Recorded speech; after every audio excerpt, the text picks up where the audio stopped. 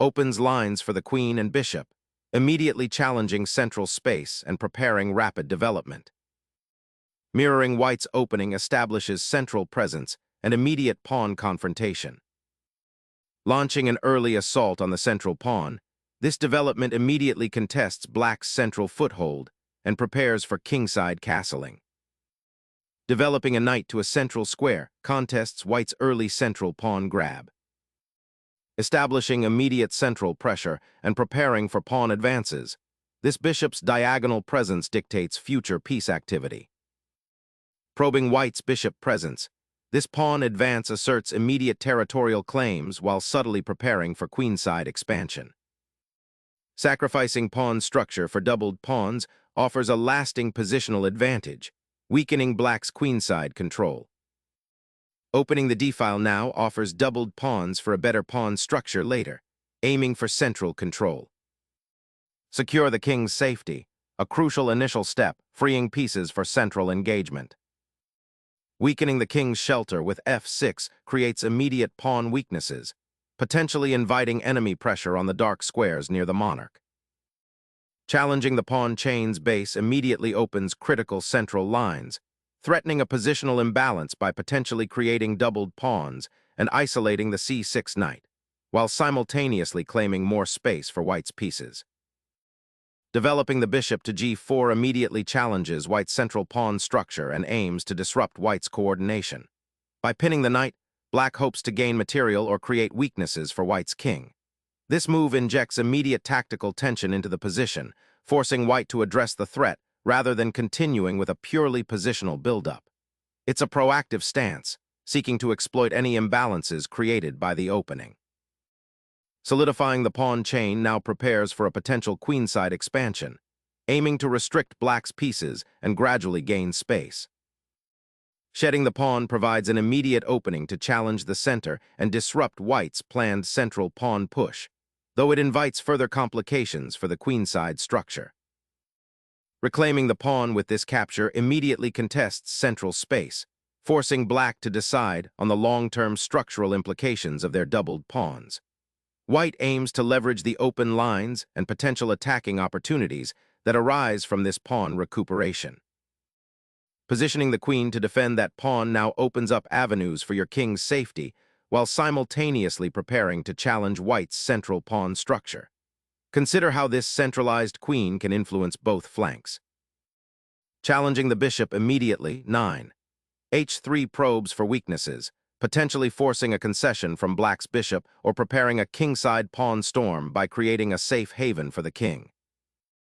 Relocating the bishop to the wing seems to be black's strategy, hoping to find sanctuary from the pawn chain and potentially redeploy along the h-file later, though it does surrender the bishop pair and leaves the d7 queen somewhat exposed to future pawn advances. Challenging black's pawn structure, this knight repositions to exploit the weakened dark squares around the king, creating tactical possibilities and hinting at an aggressive kingside initiative. Sacrificing the bishop here is a radical attempt to disrupt white's king's safety, aiming to open up lines and create chaos rather than pursuing material equality. It's a gambit where black hopes the resulting positional weakness for white outweighs the lost queen. The queen, so vital to black's central control and attacking potential, is unceremoniously removed from the board, leaving white with a decisive material advantage and an ensuing positional stranglehold that will be difficult for black to escape. Bringing the king into the game early, though usually a risky proposition, is a necessary evil here, a bold step to recover material and activate a piece that's been awkwardly stranded. Reclaiming the rook consolidates white's material advantage and prepares to exploit black's rather compromised king position. The newly opened d-file will soon become a point of contention. Focusing on developing the remaining pieces, black brings the rook from f8 to e8, activating it on an open file and preparing to contest control of the e-file with white's rook. This move also indirectly supports the pawn on c6, although its primary intention is clearly to get active pieces into the game. Reinforcing the pawn chain and preparing to challenge the open d-file are the immediate goals, but this move also subtly weakens the kingside dark squares for future exploitation. Reasserting central presence, this maneuver aims to reposition the knight from an outpost to a more active square, potentially supporting advances on the king side or challenging white's control over the d4 pawn. Reasserting central influence, the knight's deployment squarely targets squares previously occupied by black's bishop, aiming to disrupt any nascent coordination and gain a foothold for further queenside expansion. This king's trek to the center, while seemingly active, risks leaving it exposed to further centralized pressure from white's pieces and could hinder the development of black's remaining pieces. Consolidating control over the d4 pawn and preparing to activate the queenside rook is the immediate goal, creating a solid pawn structure while simultaneously untangling the knight. Opening up the f-file with this pawn thrust is a bold gambit, seeking to disrupt white's central control and potentially create attacking avenues on the king side. However, it comes at a significant cost.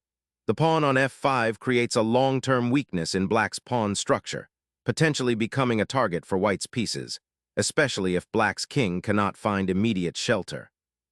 This move signals a clear intent to unbalance the position and avoid a passive defense, but careful maneuvering will be crucial to capitalize on the created dynamic without succumbing to the inherent structural fragility.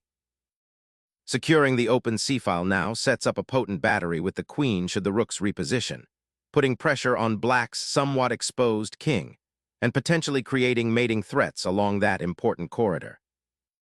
Opening the e-file decisively initiates a new phase of play, directly confronting white's rook and creating immediate pressure against their central pawn structure. Reclaiming the central pawn opens up the f-file for your rook, offering a potential escape route for your king and increasing pressure on the queen side, while simultaneously developing a more active attacking structure. This pawn advance aims to gain vital central space and prepare for future kingside expansion, potentially opening lines for your rooks. Positioning the bishop to f4 aims to control the now open central files and put pressure on black's kingside, potentially eyeing weaknesses that have emerged after black's pawn moves and bishop exchange.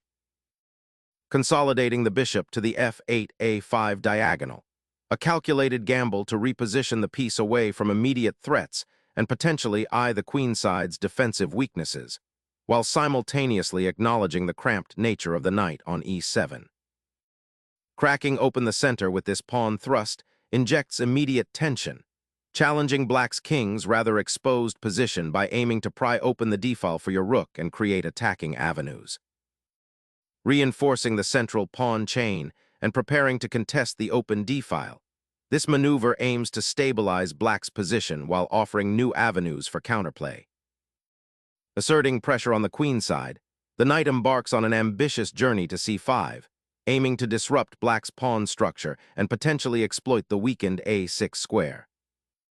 The rook now unchains itself, potentially aiming for the open file to challenge white's imposing battery and prepare for a more active role in the ensuing middle game maneuvering.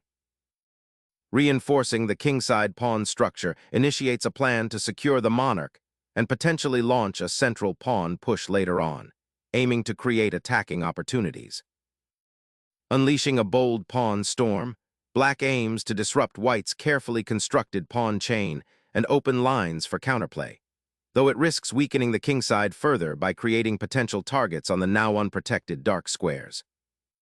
Seizing the initiative on the kingside, white decisively eliminates black's problematic bishop, simplifying the position and creating an open g-file that can be exploited for potential future attacks or pressure on the enemy monarch, while simultaneously forcing a structural change in black's pawn formation. Unleashing the rook's full potential on the open file, a dynamic counterplay begins as the f7 rook joins the fray. Prioritizing king safety amidst the swirling activity becomes paramount after this maneuver, seeking a more secure outpost from which to survey the battlefield and prepare for potential defensive maneuvers. A daring pawn sacrifice, aiming to shatter white's central dominance and pry open lines for activity.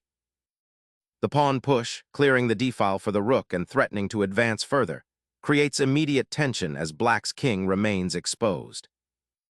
Navigating the now open d-file requires a cautious approach, prioritizing king safety above all else, as the monarch's current position is alarmingly exposed amidst the centralized pawn structure and the potential for a swift attack along the aforementioned conduit.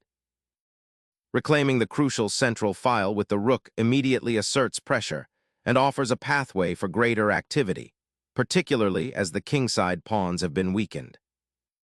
Re-establishing pressure on the central dark squares and preparing to reroute the bishop to a more active diagonal seems to be the primary goal, although it leaves the d-pawn momentarily undefended. Securing the open file with the rook signals an intent to pressure black's rather exposed king, a key target in this unbalanced pawn structure. Reclaiming the initiative on the d-file is paramount, as black attempts to solidify their fragmented pawn structure by rerouting the rook.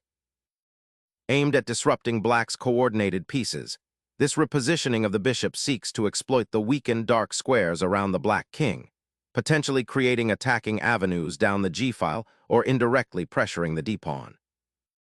The rook's aggressive advance now occupies a vital central file, aiming to disrupt white's pawn structure and potentially threaten the king in the long run, while simultaneously preparing for further pawn advances. Shifting the rook to the open file aims to challenge black's control and potentially create mating threats against the exposed king. The rook's journey to the center hints at a potential regrouping, aiming to activate the piece on a more open file and escape the current passive square, though it doesn't immediately resolve black's structural weaknesses. Initiating a decisive pawn push to crack open lines and exploit black's somewhat uncoordinated pieces. The pawn chain shatters, opening the d-file for the rook and demanding immediate attention for the king's safety, as the queenside structure is now severely compromised. Finally, breaking the stranglehold of that centralized rook, white clears the path to seize control of the crucial d-file, aiming to penetrate black's weakened pawn structure and exploit the exposed king.